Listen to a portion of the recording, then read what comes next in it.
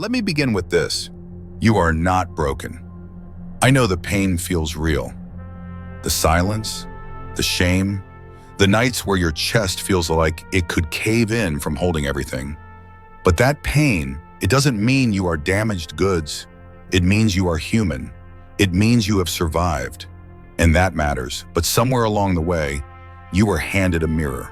Not a real one, a distorted one. A mirror that only showed your cracks, not your courage, your falls, not your resilience. Maybe it started young, a parent who criticized instead of comforted, a bully who saw your softness and mistook it for weakness, a failure that stuck too hard and whispered, "See, this is who you are." And you believed it, not because it was true, but because it was repeated again and again until it became a story, until it became your story. I'm not enough. Something's wrong with me. I ruin everything. No one stays. Sound familiar? It should, because almost every human walking this earth has heard these lines in their mind. But here's what they don't tell you.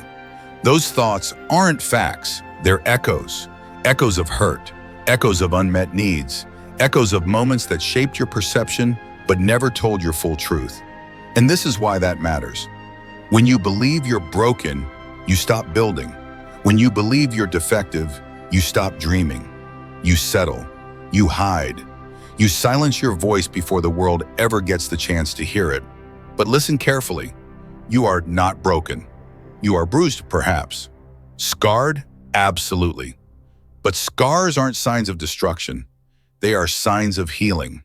Scars are not cracks. They are stitched stories of what you made it through. Let me tell you something.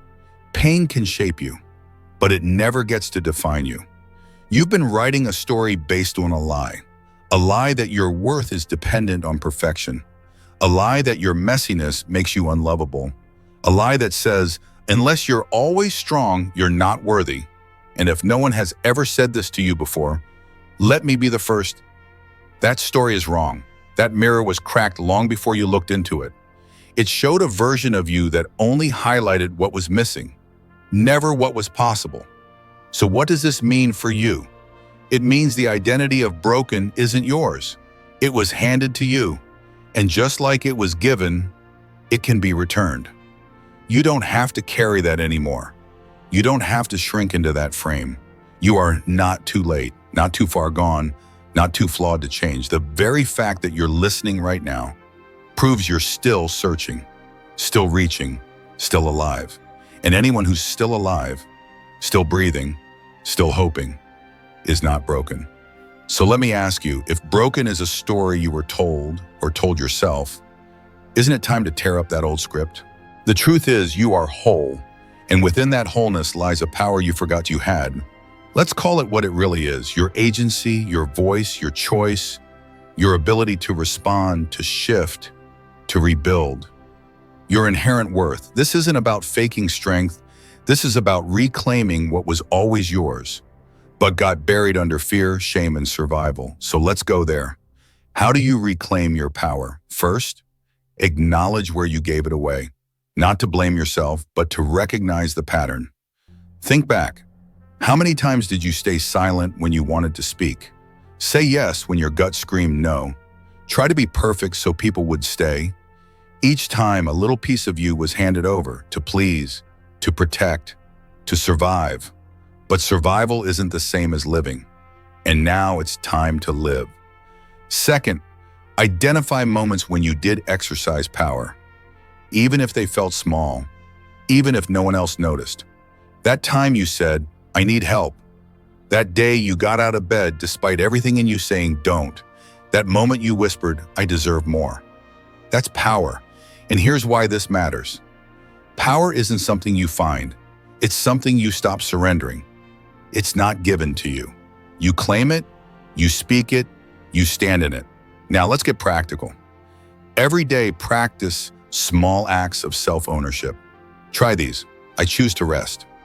I believe I'm capable. I value peace over approval. I don't explain my worth. These aren't mantras. They are declarations. Each one reclaims a little more ground. Each one edits the narrative. You're not asking for permission anymore. You're giving yourself authority. And here's a secret. Reclaiming power isn't about becoming someone new. It's about returning to who you were before the world convinced you to shrink. Let that sink in. You're not rebuilding from scratch. You're remembering. You were born with fire, curiosity, courage. Life tried to put it out, but it didn't succeed.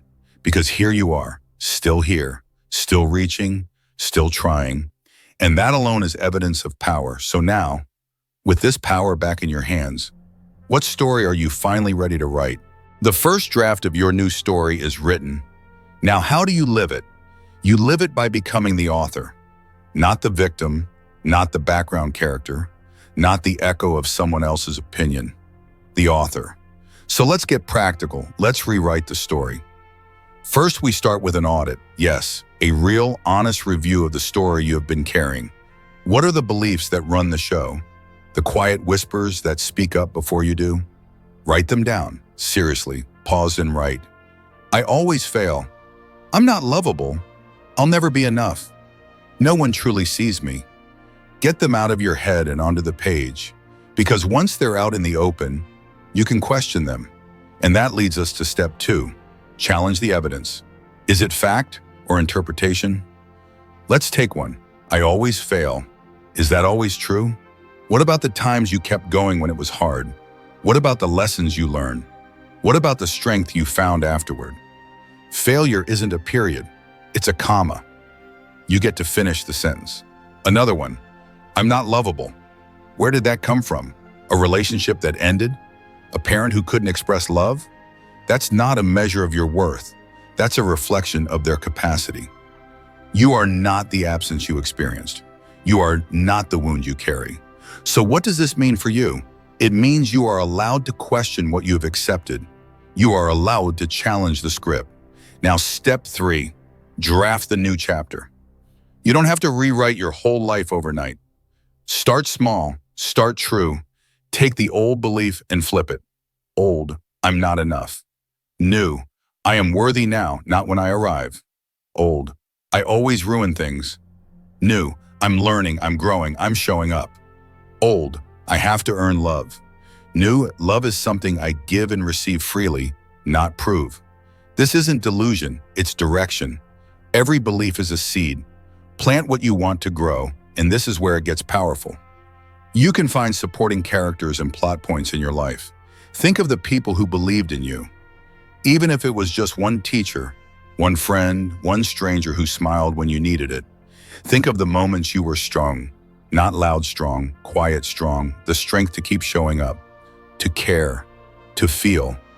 These are the building blocks of your new story. You are not starting from scratch. You are starting from truth. And now, you choose. You choose the tone. You choose the plot. You choose how the next page reads. This leads us to a critical shift. You move from things happen to me to I shape the meaning of what happens. You stop being a passive reader of your own life. You pick up the pen. So ask yourself this: what chapter do I want to write next? Not what others expect, not what fear allows, but what I want. And here's your challenge. Pick one belief, one lie you've carried, and rewrite it. Say it, write it, live one small act today that aligns with it. You used to believe you were broken. Now you believe you are building. You used to see failure as proof you should stop. Now it's a sign you're growing. You used to think the story was already written. Now you know you are the author, and the page is blank. So the first draft is written. Now how do you live it? You live it by stepping into it, not perfectly, but intentionally, every single day. You see, rewriting isn't just about reflection. It's about embodiment. It's about action. So let's talk about how to live this unbroken story. First, set boundaries. You can't protect your story if you let anyone rewrite it. Start saying, no, that's not true for me. That doesn't align with my growth. I am not available for disrespect. Boundaries aren't walls. They are doors you get to open by choice. They say, I respect my energy. I protect my peace. I own my worth. Next, take aligned risks. What does that mean? It means moving from truth, not fear. Say yes to the thing that excites you but scares you. Apply for the job. Speak your truth. Start the project. Walk away from what depletes you. You don't wait for fear to disappear, you walk with it. Because rewriting your story requires new experiences. You can't build a new narrative on old evidence. You need new proof, so take the step, and then another, and another. Now let's talk setbacks. Yes, they will come. The old beliefs will whisper again. The old patterns will show up. But here's what you must remember. Relapse isn't failure. It's feedback. It's your system saying something old got triggered. That's not weakness. That's an invitation. An invitation to pause, to breathe, to respond differently. And this is where your power lives.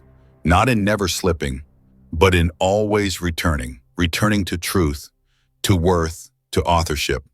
Let's take this deeper. Your story isn't just what you say, it's what you do.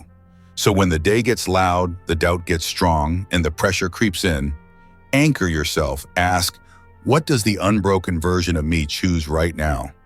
She chooses to breathe, to believe, to begin again. She chooses progress over perfection. She chooses softness without apology.